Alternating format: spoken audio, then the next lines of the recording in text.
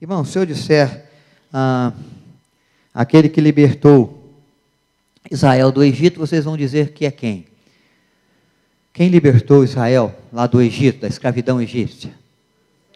Moisés. Se eu disser aquele que lutou com o povo para vencer a Jericó e derrubar as muralhas, vão lembrar de Josué. Se eu disser de um rei de Israel, né? Um rei de Israel que também era um adorador, um levita, um cantor, né? Junto ao templo, um compositor de salmos, vocês vão se lembrar de Davi. Se eu falar da mãe de Jesus, vão se lembrar de Maria. Alguns personagens são seres humanos como nós, viu? Que viveram no seu tempo, que tiveram as suas limitações, que tiveram as suas lutas, mas que também foram grandes instrumentos do agir do Senhor. Se nós falarmos de um grande apóstolo de Deus, com pregação e plantação de igreja junto aos estrangeiros, junto aos gentios, nós vamos lembrar de quem? Do apóstolo Paulo.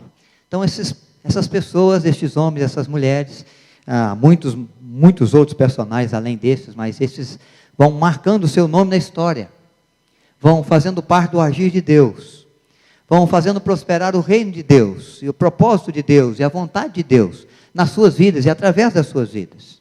Não eram super-homens não, nem mulheres maravilhas, embora realizaram coisas surpreendentes e maravilhosas, mas eram seres humanos mesmo, como eu e você, e Deus tem um propósito para cada tempo na história, e Deus vai sempre contar com as pessoas, com os seres humanos, com os homens, com as mulheres, às vezes criança, adolescente, jovem, não há idade para se servir ao Senhor, e não há idade para atender os seus propósitos.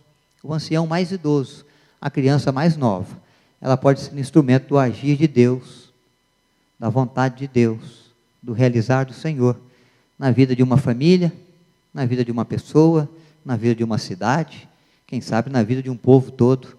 Nós não sabemos até onde o Senhor pode realizar e o que Ele quer realizar, mas nós sabemos que Ele pode fazer coisas grandiosas. Uma vez, Moody ouviu uma mensagem assim que desafiou o coração dele. Ele estava sentado num templo, como nós hoje aqui, bem lá no fundozinho, nos últimos bancos. E ele ouviu o pregador dizer assim, que o ser humano ele não sabe o que Deus pode fazer, a partir do momento que ele se lança nas mãos de Deus, para ser usado. E ele resolveu ser este homem, foi para casa, fez um círculo no chão, e dentro daquele círculo ele se colocava em oração todos os dias, dizendo: Senhor, eu quero ser este homem, eu quero consagrar a minha vida. E ele se tornou um dos evangelistas mais famosos e mais eficazes do seu tempo, no século XVIII. Ele foi um instrumento de Deus para levar o evangelho a muitos países onde o evangelho não era conhecido. Muitos povos, muitas tribos, muitas nações começaram a conhecer o evangelho a partir da iniciativa da ação missionária de Moody. Quando, num congresso missionário, ele foi perguntado sobre o sucesso do seu ministério, das suas ações como missionário, com o levar do evangelho, com o estender do reino de Deus, ele disse: é o consagrar de cada grama do meu corpo ao Senhor. E, surpreendentemente, ele estava com 130 quilos. E ele dedicava todas essas 130 quilos, todo o seu ser, cada grama, para o serviço da causa do evangelho. Nós vamos passar aqui esse mês, nos nossos encontros de domingo à noite, pensando um pouco no quanto você pode ser usado, e eu também. De que maneira, onde, como, quando. Naquela que é a vontade de Deus para você, na sua vida, para que você faça a diferença com uma pessoa, com duas, com 10, com 100, com 1 milhão, não sei. Nós não sabemos o que Deus pode fazer quando alguém se lança nas suas mãos para ser usado por Ele. Mas nós sabemos que Deus sempre faz alguma coisa. Deus sempre tem algo a fazer. Deus tem sempre uma palavra a levar, uma mão para estender, um coração para animar, um bom conselho para dar. Deus não nos chamou apenas para ficarmos sentados aqui nos bancos, para recebermos aqui da graça, da bondade, da misericórdia de Deus. Deus não nos chamou apenas para instruir o nosso coração e para dar conhecimento à nossa mente. Deus nos chamou para fazer de nós instrumentos da sua bênção. Ferramentas por meio das quais Ele usa, Ele trabalha. Deus nos chamou porque Ele tem um propósito. Ele tem algum querer, algum realizar que envolve a minha vida, apesar de quem eu sou. mas no aperfeiçoar da sua mão. Quando Ele nos toma nos braços. E quando Ele aqui, nesses encontros, em cultos, em momentos de adoração como essa, prepara a nossa vida para realizar o serviço que Ele confia a nossa mão para fazer, fora dos portões do templo. Então nós entramos aqui, e aqui nós somos capacitados, mas quando nós saímos para servir os propósitos de Deus, para ser usados pelo Senhor. Então eu começo hoje com uma reflexão. Vocês vão ver que nós já falamos desse tema aqui numa outra oportunidade, mas a cada domingo, a cada momento, a cada palavra que você ouvir aqui, eu quero que você esteja pensando na sua casa. É o mês do lar, a Vera já nos lembrou, e você começa a ser usado por Deus lá, na sua família, junto aos seus. Quem não é bênção onde está, não vai ser bênção aonde quer que vá, mas se você é bênção na sua casa, se você é usado por Deus lá, junto aos seus filhos, junto ao seu cônjuge, junto ao seu pai, à sua mãe, aos seus irmãos, aonde Deus te enviar, você vai abençoar a vida das pessoas. Então começa em casa, é no seu lar, e você vai ser desafiado a reunir com a sua família também, a abençoar de uma maneira extraordinária nesse mês de maio, alguém lá da sua casa, a sua família.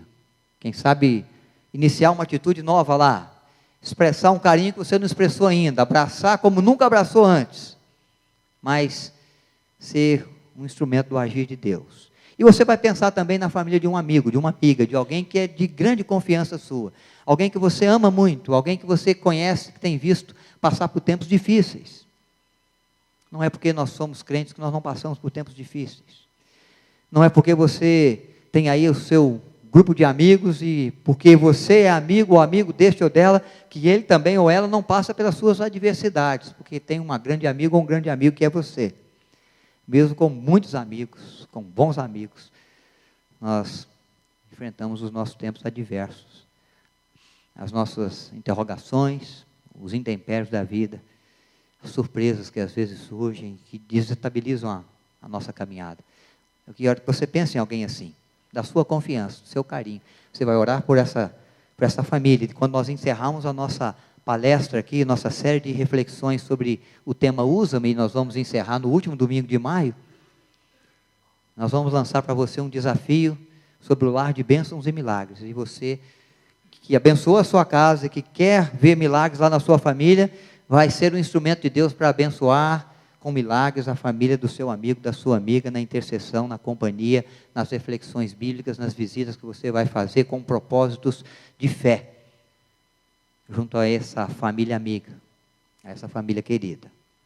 Então, enquanto você vai caminhando durante o mês, vai pensando na sua casa, o que você pode fazer como instrumento de Deus para melhorar o que está bom lá, ou para tornar bom aquilo que está ruim, e vai colocando em oração um amigo, 2, 3, aqueles mais chegados que irmão, que passam por lutas, para que quem sabe Deus possa abrir as portas para você ser o veículo, o instrumento da bênção, do milagre de Deus na casa desse amigo, dessa amiga tão querida também. Então nós vamos meditar, irmãos, nós vamos pensar nessas coisas, nós vamos viver esse desafio diante de Deus. E hoje, é claro, nosso tema de reflexão é essa, como tema de todo culto aqui: usa-me, Senhor, usa-me. Como fizeste com Moisés, ou com Davi, ou com Josué, ou com Maria, aquela que foi escolhida pelo Senhor para ser a mãe do Salvador. Como fizeste com o próprio Jesus, enviando o teu Filho ao mundo para ser o Salvador de todo aquele que nele crê. Jesus teve voz obediente. Ele também disse: eis-me aqui, envia-me a mim. E demonstrou grandioso amor por nós, grandiosa compaixão pela nossa vida. Usa-me, Senhor. Nós vamos usar hoje como reflexão o tema de Efésios capítulo 5, verso de 1 a 21. Deixa eu só dar uma olhadinha aqui. Acho que o texto não está aqui na projeção, então você deve abrir aí a sua Bíblia. Pode acessá-la no seu celular. Verso 18 a 21, capítulo 5 da carta de Paulo aos Efésios. Permaneça sentados, mas acompanhe com atenção. A palavra de Deus vai nos dizer: e não vos embriagueis com vinho, no qual há dissolução, mas enchei-vos do Espírito, falando entre vós com salmos, entoando e louvando de coração ao Senhor com hinos e cânticos espirituais, dando sempre graças por tudo a nosso Deus e Pai, em nome de nosso Senhor Jesus Cristo, sujeitando-vos uns aos outros no temor de Cristo. Esse é o texto, irmãos, da nossa reflexão quanto à proposta do desafio de Deus para nós, quanto ao ser usado pelo Senhor. Há uma expressão aqui preciosa do apóstolo Paulo, é uma ordem: enchei-vos do Espírito. E nós vamos entender algumas coisas com respeito a isso. Quando nós cremos no Senhor Jesus, quando o ser humano, ele entende que Jesus foi o enviado de Deus que salva o perdido, que é o Messias prometido por Deus aos judeus, que o sangue de Cristo, conforme celebramos ao assentar na mesa da ceia, purifica de fato o pecado daquele que crê. Quando nós fazemos e expressamos essa fé, nós dizemos que nós nos convertemos à fé cristã. Nós começamos a entender o propósito de Deus, que é nos alcançar com salvação, com graça, com misericórdia, com bondade. Quando nós aceitamos a Jesus como nosso Senhor e Salvador, nós somos feitos filhos de Deus. Diz o texto que todo aquele que crê em Cristo é feito filho de Deus. Ele entra para um grupo agora do que nós chamamos da família de fé. Ele começa a participar de um reino que é o reino eterno. Não é um reino humano, não é um reino passageiro, não é um reino que se limita aos nossos dias aqui, mas um reino que se estende para a nossa eternidade, para a eternidade das nossas almas. Um reino preparado pelo Senhor, estabelecido pelo Senhor, e para todos aqueles que são feitos filhos teus. E a salvação que nós herdamos de Deus, nós herdamos gratuitamente, não nos custa nada, nenhum esforço, nenhum tostão, nenhum sacrifício, nem mesmo boas obras. Ninguém é salvo pelas suas obras, nem mesmo pode ser salvo pela sua bondade. Ninguém é bom o bastante para herdar os céus e dizer: eu estou aqui porque eu fui bom. Porque um pecadinho nosso, um escorregãozinho, uma mentira que falamos, uma hipocrisia que vivemos, uma falsidade, um pensamento maldoso, uma intenção maldosa na alma, já nos levou ao inferno. Porque os nossos pecados são imputados sobre nós, e o salário do pecado é a morte. Mas Deus então trouxe a Cristo e imputou em Cristo o preço do nosso pecado. E agora a graça de Deus se manifesta. E pela graça sois salvos, mediante a fé. Não vem de vós, não é ação que vocês conquistam, não é a ação que nós compramos, que nós conquistamos. É dom de Deus. Tudo que precisávamos para a salvação Deus nos dá.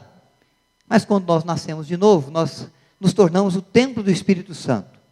Nosso coração, a nossa alma recebe uma habitação especial. Deus vem habitar em nós, na pessoa do seu Espírito. E aí, sim, cabe a nós trabalharmos para que sejamos cheios do Espírito Santo de Deus. A salvação depende de Deus. Não exige nada de você senão a fé. O crescer e o encher no Espírito depende da sua disposição, da sua dedicação, do quanto você está disposto a diminuir no seu ego, nas suas vontades, para que cresça a pessoa de Cristo e as vontades de Deus em você. Exige tempo para buscar o Senhor, como nós falamos domingo passado, uma das práticas que abençoam e que enriquece a nossa vida, a prática da busca por Deus. Exige tempo para buscar a palavra de Deus e aplicá-la na nossa vida. Exige esforço, dedicação. Não é fácil guardar os mandamentos. E o apóstolo Paulo então está escrevendo aos Efésios, está dizendo: agora que vocês sois de Deus, agora que vocês pertencem à família de fé, agora que vocês existem como igreja, como corpo de Cristo, vocês precisam se encher do Espírito Santo, para entender a vontade de Deus, e para trabalhar no centro da vontade do Pai Celestial. Então, enchei-vos do Espírito. O que é? É depois que você é salvo, depois que você exerce a sua fé em Jesus, e se alguém aqui não tem certeza ainda de que é salvo, precisa ter. Se você ainda não tem convicção de que Cristo é o Salvador da sua alma, é aquele que redime o seu pecado na cruz do Calvário, é o enviado de Deus para alcançar o perdido, do qual nós somos os principais, você precisa sair daqui convicto de que sem essa fé, sem o Senhor, você não pode se valer diante da morte e diante de muitas circunstâncias da vida. que se tem um jeito para nós herdarmos os céus, esse jeito é Jesus, o caminho da verdade e da vida, sem o qual ninguém vai a Deus. Mas quando somos de Deus, quando pertencemos a Deus, quando nos tornamos filhos de Deus, então nós vamos viver a preciosidade de participar do reino de Deus. Então há a resistência do reino de Deus. E se há a existência do reino de Deus, irmãos, eu poderia dizer e afirmar para vocês que há também a existência do reino das trevas. A Bíblia fala muito do reino das trevas, fala muito também do mundo que jaz no maligno. Então existe o reino de Deus, onde a vontade de Deus é praticada, onde o querer de Deus é realizado, onde os planos, os propósitos, os intuitos e os intentos de Deus são exercidos. Mas existe o reino das trevas que luta contra as propostas do reino de Deus, que quer impedir o ser humano de fazer a vontade do Pai, que quer, de alguma maneira, arrastar o sujeito para um caminho em razão das suas próprias vontades, ou em razão das artimanhas malignas, de um vício, de uma força do mundo mesmo no seu padrão de princípios, de moral, de procedimento, que às vezes quer nos enredar, falando que é assim mesmo, todo mundo faz e você não pode deixar de fazer assim, que luta contra o reino das trevas. E nós, então, se somos de Deus, nós entramos numa batalha contra o reino das trevas. O diabo é o senhor do reino das trevas, ele não gosta de nós. Ele não gosta de você. Você é aquele sujeito que quer convencer de que o vício é um erro, de que um vício é muito prejudicial, de que o vício traz um dano muito grande à vida e à história de qualquer indivíduo. Você é aquele que quer dizer que o conflito, que a guerra não leva a nada e de que a paz deve ser praticada. Você é aquele que combate a corrupção e fala que nós temos que ser fiéis nos nossos procedimentos, nos nossos negócios. Você é aquele que lança luz na vida e na história dos que andam errados, no reino das trevas. Você é aquele que diz para as pessoas, você precisa conhecer o Senhor e o seu amor e a sua salvação, e se tornar um crente, e exercer a sua fé, fé salvadora, fé que nos dá vida, vida eterna, vida abundante. Você precisa sair desse mundo tenebroso. E o diabo não nos ama por isso, porque nós queremos saquear o inferno. Nós queremos ir lá com atos para destruir as obras do mal, das trevas. E ele não nos ama. E ele não quer o nosso bem. Porque nós estamos com o reino de Deus. E o diabo é aquele que labuta, e que governa, e que influencia, e que quer cada vez mais trabalhar no reino das trevas. Mas você agora é um cidadão dos céus, e o Espírito Santo está em você. E a Bíblia diz assim, que maior é o que está em nós, o Espírito de Deus que veio habitar a nossa vida, do que aquele que está no mundo. E que se nós abrirmos a nossa vida para a ação e atuação do Espírito Santo, nós vamos poder ser, pela fé, mais que vencedores. Nós vamos romper barreiras. Nós vamos realizar a vontade de Deus. O reino de Deus vai crescer na nossa vida. O reino de Deus vai crescer a partir da nossa vida. A chave do poder para ser usado é ser cheio do Espírito Santo. Aí o apóstolo Paulo diz assim, enchei-vos do Espírito. É uma ordem. Não é algo assim, quando vocês puderem, se vocês acharem que deve, enchei-vos do Espírito. Não, ele está dizendo, vocês precisam se encher do Espírito de Deus. Vocês precisam dar lugar ao Espírito Santo de Deus nas vossas vidas. Vocês precisam sacrificar as suas vontades em razão da vontade de Deus que se manifesta na ação do seu Espírito, na sua vida, na sua alma. Eu não posso ignorar o Espírito Santo de Deus que em mim habita. Mas pode ser que eu o entristeça. E pode ser que eu apague a sua ação na minha história. Depende de como eu vou proceder. Depende de como eu vou responder à ordem de Paulo, mas a ordem de Deus, enchei-vos do Espírito. Ele faz alusão ao ser cheio do Espírito, usando a figura do vinho. Não no aspecto daquele vinho controlado, que você bebe e sabe a hora de parar, não. Mas no aspecto da bebedice. Do vinho que toma conta da pessoa. Do vinho que altera o seu comportamento. Da bebida forte que faz com que ela faça o que ela não faria no seu normal.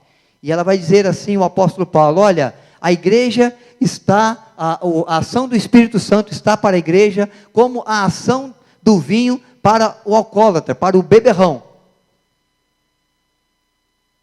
Só que o vinho, quando toma conta da história da vida do sujeito, é para desgraça, é para confusão, é para contenda, é para problema. Mas quando o Espírito Santo toma conta do coração e da alma, é para que haja júbilo nos céus, é para que se cante louvores ao Senhor, é para que o nome de Deus seja exaltado, é para que o seu reino se estenda. E encher do Espírito, se nós formos usar da linguagem de Paulo, irmãos, é ser controlado e conduzido pelo Espírito. O apóstolo Paulo está dizendo, se você é alterado no seu comportamento por bebedice, você é problema. Mas se você é alterado no seu comportamento pelo Espírito Santo de Deus, você é bênção. E você tem que deixar que o Espírito Santo governe a sua vida, altere o seu comportamento, mude o seu proceder, como o vinho consegue mudar o proceder e toma o controle do beberrão. Só que lá é para desgraça, e aqui é para a graça de Deus, para que a graça de Deus se manifeste. Então, irmãos, não tem como ser usado por Deus, senão pela ação do Espírito Santo, e nós não podemos entristecer o Espírito Santo. E quando nós fazemos isso? Quando nós resistimos à ação do Espírito Santo com a nossa ação. Quando nós enfrentamos a vontade de Deus com a nossa vontade. Nós não podemos e não devemos apagar o Espírito Santo de Deus. E quando isso acontece? Quando cresce o nosso ego. Quando cresce a nossa soberba. Quando cresce a nossa vontade de ser, de dizer, de fazer e acontecer. E a vontade de Deus é sufocada pela nossa. Nós apagamos o agir grandioso, poderoso, intenso, transformador, eficaz do Espírito Santo. Você pode resistir ao Espírito. E você resiste quando você não abre mão da sua vontade, do seu querer, do seu ego, daquilo que te interessa, em detrimento daquilo que Deus já te falou que é do interesse dele. Entendendo essas verdades, irmãos, nós seguimos nesse texto e pensando no que Deus pode fazer com a nossa vida. Se nós vivemos no Espírito, nós somos controlados pelo Espírito. Há uma grande verdade aqui, que você pode estar aonde você estiver. Sempre somos controlados por alguém ou por algo. Você vai dizer assim, ninguém controla a minha vida, senão eu mesmo. Num determinado momento, você vai se surpreender com algo que é mais forte do que você, e que faz você fazer e tomar atitudes que nem você mesmo gostaria. De repente você vai encontrar alguém por aí, na influência social ou profissional, que vai determinar alguma ordem para você, que você não vai poder dizer não. Embora você queira sustentar para mim assim, na minha vida mando eu. Pode ser uma pessoa influente, uma pessoa que diz até que te ama muito, mas que tem um certo controle em algumas ações, em algumas decisões, em algumas posições. Sempre tem alguém, ou algo. Às vezes o que nos controla não é a pessoa, esta ou aquela, é a circunstância. A situação vem contra a nossa vida de tal jeito que vai nos enredando, vai nos arrastando correnteza abaixo. Você não tem como resistir, você é obrigado a fazer. Por mais que você tente, por mais que você lute, você acaba se entregando. Você acaba jogando a toalha, sendo vencido. Pode ser uma situação mesmo como as drogas. O sujeito entra achando que é um bem bom da vida, quer viver numa boa, quer viajar à vontade. De repente,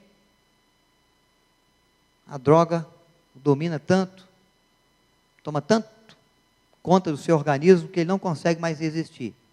E ela começa a determinar para ele o que ele tem que fazer. E junto com a droga vem o tráfico de droga. E daqui a pouco o sujeito está com a vida na mão de alguém. Não é só o carro, não é só a conta bancária, não é só o nome. Se fosse, é a vida na mão de alguém. Então não adianta a gente dizer assim, eu ser controlado pelo Espírito de Deus, que nada, na minha vida mando eu. Em mim ninguém manda. Bobagem. Nós vamos, em determinado momento, entender isso aí. E ter que reconhecer, ou tem alguém, ou tem algo que vai entrar no controle, que vai assumir o controle. Melhor ser guiados pelo Espírito Santo. Aqui você pode até parar para pensar um pouco, quem será que está no controle da sua vida? Se você não tem podido ainda atender a ordem de Paulo de encher-vos do Espírito, de deixar que o Espírito Santo controle tudo e em todo o tempo, por que não? Quem tem estado aí no controle? O que tem conduzido a sua vida, as suas decisões, suas prioridades, a sua agenda? O que tem dito para você? Ainda você não pode dizer ao Senhor, eis-me aqui, envia-me a mim, como Isaías diz. O que controla a sua vida? O que controlava antes de Cristo? Quem ditava as regras? O que dava as cartas? Se nós formos sinceros, irmãos, nós temos que entender que há alguma coisa aí, contra o qual nós temos que lutar. Porque nós não estamos no controle de nada. Nós pensamos, às vezes, que estamos no controle de alguma coisa. E, de repente, nós percebemos que nós não controlamos nada. Quem está no controle depois de Cristo? O Espírito Santo. O querer de Deus, a vontade de Deus. O apóstolo está dizendo que aquele que está em Cristo é nova criatura. As coisas velhas vão passando, tudo vai sendo feito novo pela ação do Espírito Santo. É Ele que controla. Como a bebida controla o embriagado, o Espírito Santo controla a nossa vida. Como a bebida altera o comportamento na embriaguez, o Espírito Santo altera o nosso comportamento. Vai tornar-nos capazes. É bom lembrarmos, lá para desgraça, mas aqui para graça. Vamos seguir, irmãos. Em submissão ao Espírito Santo, então. Vamos dizer que você entendeu já. Eu preciso me submeter ao Espírito Santo, eu tenho que atender à vontade desse Deus que habita em mim. É Ele que governa, é Ele que guia. Houve um momento em que o Senhor Jesus, conversando com Nicodemos, trouxe um outro exemplo, ele trouxe o exemplo do vento. Ele falou, Nicodemos, olha o vento. Alguém consegue controlar o vento aí, sabe para onde ele vai, de onde ele vem, para onde ele vai? Ele vai dizer assim, não, Senhor, ninguém consegue controlar o vento. Nós não sabemos de onde vem, nem para onde vai, nós não temos controle sobre isso. E Jesus vai dizer, assim é todo que é nascido do Espírito. O Espírito conduz para lá e para cá, conforme lhe prover, conforme a vontade do Deus soberano. Então, se entendemos que temos que ser guiados pelo Espírito Santo, como se submeter? Só sacrificando o nosso egoísmo, porque nós somos muito egocêntricos. Nós pensamos em nós, nós pensamos no bem-estar dos nossos, nós pensamos no realizar dos nossos planos, nós queremos que as coisas aconteçam do nosso jeito, na nossa hora. Pode ser que a nossa resistência ao Espírito Santo, o entristecer nosso ao Espírito Santo não seja por causa de ninguém, seja por causa de nós mesmos. Há um dito de que os maiores empecilhos e obstáculos para a obra de Deus são os obreiros. São as pessoas que trabalham lá. São as pessoas que se envolvem nessa obra. Porque às vezes não entende a submissão ao Espírito Santo. O guiar do Espírito Santo. O encher do Espírito Santo. E ficam relutando, querendo dizer como fazer, aonde fazer, em que momento fazer, e do jeito que eu acho que é o melhor. E às vezes Deus trabalha exatamente diferente de tudo aquilo que nós pensamos. Não é nós lançarmos Deus nas nossas mãos, para que a coisa caminhe. É nós nos lançarmos nas mãos de Deus. Não é isso que Moody entendeu? Consagração da vida de Moody, cada uma das gramas do seu corpo, para o serviço à causa do Evangelho, e a coisa fluiu, aconteceu?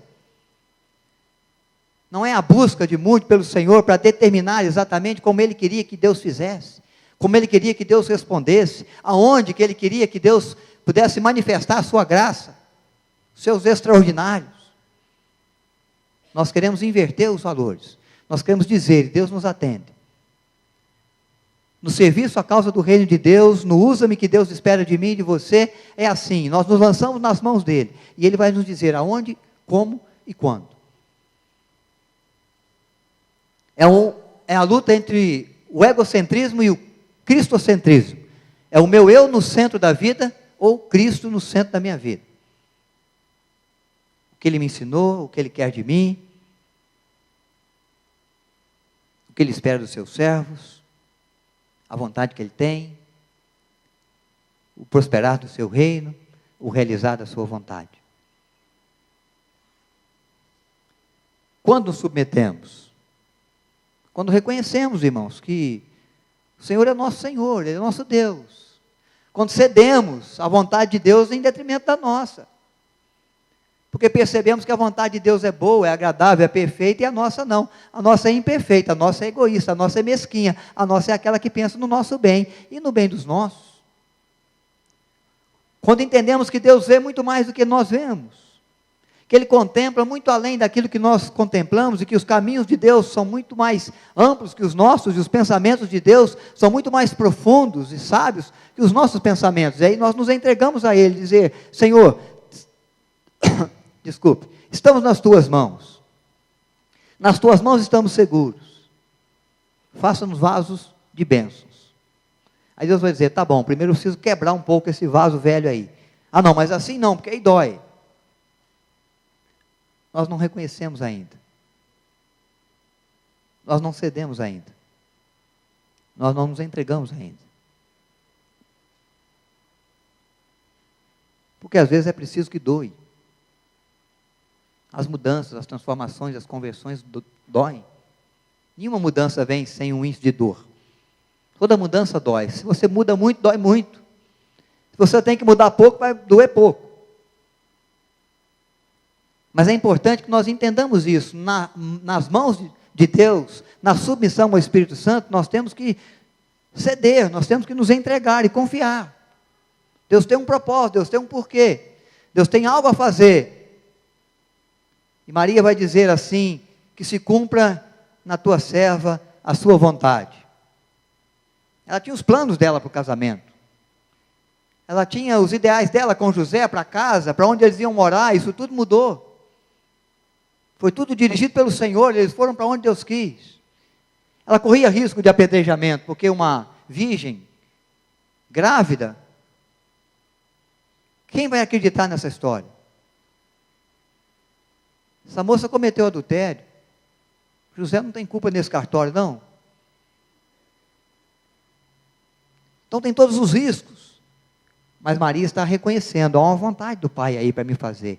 Eu estou cedendo, Senhor, esse aqui é a tua serva, que se cumpre a minha tua vontade. Eu me entrego, independente dos riscos, independente das mudanças, das conversões que eu tenha que viver, o importante é que prospere na minha vida a sua vontade, que se cumpra em mim o seu querer. Encher do Espírito Santo, irmãos, é dar vazão para o agir de Deus, quando nos esvaziamos de nós mesmos. Importa que Cristo cresça em nós, e que o nosso eu diminua a cada dia. Andando em fé, nós só conseguimos ser instrumento do agir de Deus se andarmos em fé. O apóstolo Paulo vai falar aqui da fé, vai mencionar sobre a fé, vai dizer que a fé que nos leva à salvação é aquela que acompanha os nossos passos no crescimento da nossa vida, no desenvolvimento da nossa salvação, dando graças a Deus em tudo, só com muita fé. Porque nem tudo que acontece é bom. Nem tudo que acontece é dentro daquilo que você esperava. É dentro daquilo que você planejou. Para vocês terem coragem, convicção, sinceridade, de chegar diante de Deus e dar graças a Deus em tudo, só com muita fé. Senhor, eu não estou entendendo bem, mas eu confio no Senhor, eu te agradeço. Senhor, olha, eu estou sofrendo, está difícil para mim. O Senhor sabe. Mas eu confio no Senhor. E eu quero dar graças por todas as coisas. Não só pelas conquistas, não só pelos tempos fáceis, não só porque tudo caminha bem, não só porque a coisa aconteceu exatamente como eu pedi. Mas também quando as coisas acontecem diferente do que eu pedi, quando a dificuldade surge, quando a doença vem, quando somos desafiados na família num desentendimento e agora a casa pegou fogo mesmo, e o desentendimento é geral. E mesmo assim, Senhor, eu sei que o Senhor tem um propósito. Quando o Senhor nos lança no deserto, quando o Senhor nos faz atravessar as águas que batem com ímpeto contra a nossa vida, porque a tempestade se estabeleceu. Mesmo assim, Senhor, nós te damos graças. Mas, por causa de Cristo. Acho que esse mais aí é mas, né? Tem que tirar um i aí. Quando nós exercemos a nossa fé, quando nós enfrentamos, quando damos graças a tudo, só em razão do que Cristo fez por nós. Porque o que Ele fez por nós é suficiente. Nós não cantamos aqui hoje, a tua graça me basta. Tua graça que se manifesta na cruz, que concede perdão, que me dá a vida eterna, que me leva aos céus. Para mim é o bastante, Senhor. Se eu não tiver mais nada, eu já te agradeço. Assimilar os desafios da vida em fé. Ninguém serve ao Senhor se não exercer fé. Você não vai achar que não é agora. Você não vai começar a imaginar que não tem força e capacidade bastante. Só quem traz no coração a fé para acreditar que Deus pode fazer, que do nada Ele faz tudo, que da rocha Ele tira a água, que quem não consegue atravessar o mar vermelho a pé enxuto, anda sobre as águas, mas rompe na sua fé, não consegue servir ao Senhor hoje, deixa sempre amanhã. Deixa sempre para quando o tempo estiver melhor. Quando a situação estiver melhor. E a ordem é para encher-vos do Espírito já. Hoje, agora. Deus tem algo a fazer. Deus tem uma vontade a realizar. Nós temos desafios sim, mas nós vamos caminhar em fé. Não é em razão daquilo que nós vemos. Nem mesmo em razão daquilo que sabemos. Mas é em razão daquilo que Deus vê. E daquilo que Ele tem a fazer na nossa vida. Irmãos, usa-me, Senhor. Como tem sido a sua produtividade no reino de Deus? Deus tem usado a sua vida bastante? Você tem sentido isso? Olha, Deus tem me usado, pastor, intensamente. Aonde eu vou, não tem um local, um lugar, um dia, uma semana, que eu não tenha algo para contar do agir de Deus, abençoando a minha vida, abençoando a vida de alguém à minha volta. Eu tenho uma vida cristã de produtividade intensa. É para pensarmos, irmãos. Tem sido assim com você? Que bom. Que bom se tiver. Porque o que eu tenho visto não é isso. Quando eu começo a analisar a minha própria vida, quando eu começo a analisar a vida de muitos dos nossos irmãos, quando eu começo a pensar na produtividade, nos frutos decorrentes da nossa fé e do nosso usa-me diante de Deus, eu às vezes fico um pouco envergonhado. E se eu fosse caminhar por aquilo que via só, né? Quem sabe eu não veria possibilidade de plantação de igreja, nem em Cruzeiro, nem em Aparecida. Mas nós não caminhamos assim. É por isso que outras igrejas foram plantadas.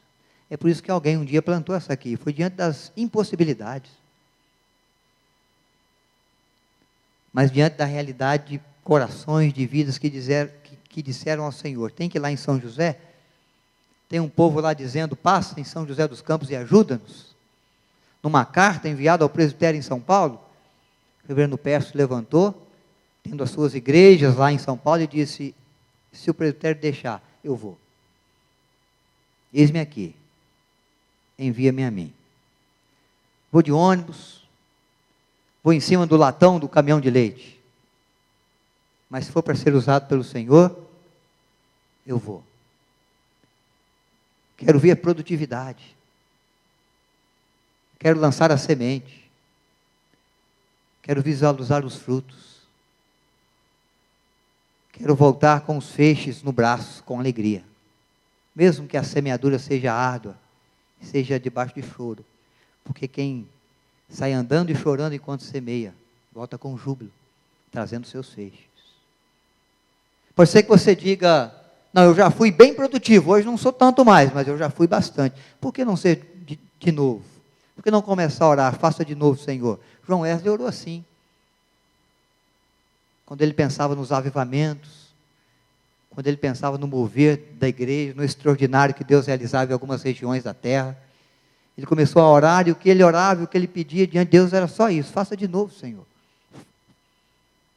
Me torne bem produtivo, bem eficaz, bem pronto. Usa-me, Senhor, como o Senhor fez lá atrás, como o Senhor fez em outro tempo. Eu quero ser usado. O que vamos apresentar ao Senhor? Essa é uma questão que nós temos que pensar, irmãos. Um dia nós vamos morrer, nós vamos para o céu, tá? E nós vamos dar conta do Senhor de tudo. Deus nos deu dons e talentos, e tem a parábola dos talentos. Ele deu um talento para um, 5 para outro, e 3 para outro, e depois ele chamou aquele servo e falou assim: agora, vem cá, presta conta para mim. O que vocês têm aí? E o que tinha 5 apresentou 10, o que tinha 3 apresentou 6, e o que tinha 1 voltou com aquele mesmo 1 e apresentou para o Senhor. E aquele que tinha 1 foi tomado, aquele 1 da mão dele, foi dado para aquele que tinha 10 agora. Há um texto da Bíblia que fala assim: quando nós fomos apresentar diante de Deus, no seu trono de graça, na eternidade que haveremos de herdar pela fé, o que vamos apresentar, o que vamos ter nas mãos, para mostrar ao Senhor? Mãos vazias, mãos sem resultados, ou vamos apresentar as nossas mãos calejadas do trabalho, marcada, né, por tantas vezes que foi estendida, por tantas vezes que foi um instrumento do cuidado, do carinho, da misericórdia de Deus? O que vamos apresentar? O que temos nas mãos? Se você morrer hoje, o que você tem nas mãos? Para dizer: usa-me, Senhor. Ou no seu dizer de toda uma vida? O desafio, irmãos, que Paulo está levando aos Efésios no encher do Espírito é: Deus tem algo a fazer, irmãos. E Deus conta com a sua vida. Outros personagens vieram antes de nós, mas agora, quando Deus olha dos céus, Ele contempla, somos nós. Ele olha para a igreja em São José dos Campos, e Ele me vê, e Ele vê você. E Ele olha às vezes para a sua família, ou para o seu ambiente de trabalho, ou para a sua escola, na sala de aula, e o que Ele tem lá é você. E Ele tem uma vontade para se estabelecer, Ele tem algo para realizar, Ele tem um extraordinário para mover. Ele quer abençoar uma pessoa, 2, 10, 100, a escola inteira, a cidade toda. E aí Ele chega e chama você como chamou Isaías. Você vai dizer: Senhor, me desculpa, eu sou muito pecador. Quem sou eu para servir ao Deus eterno? E Ele vem então e trabalha a sua vida e te purifica das suas imperfeições, dos seus pecados. E aí você se vê pronto. Você responderia como Isaías: eis-me aqui, envia-me a mim. Nossa proposta, irmãos, é colocar o nosso coração com sinceridade diante de Deus. O Senhor quer usar a nossa vida. Ele podia fazer sozinho, mas Ele não faz, porque Ele quer te dar o privilégio de participar, de cooperar, de ser um instrumento. Ele quer te ver sorrir quando for o momento das colheitas, embora, quem sabe, você vai ter que chorar na hora de semear. Você seria capaz de dizer para o Senhor: eis-me aqui, Senhor, envia-me a mim, não para fazer do seu jeito, mas para fazer do jeito que Deus quer. Não para atender o seu ego, para mostrar o quanto você pode, o quanto você sabe, mas para fazer atendendo o agir do Espírito Santo, numa vida de fé cristocêntrica, onde Cristo é o centro, onde Cristo é o Senhor, onde a vontade de Deus se estabelece acima da nossa vontade.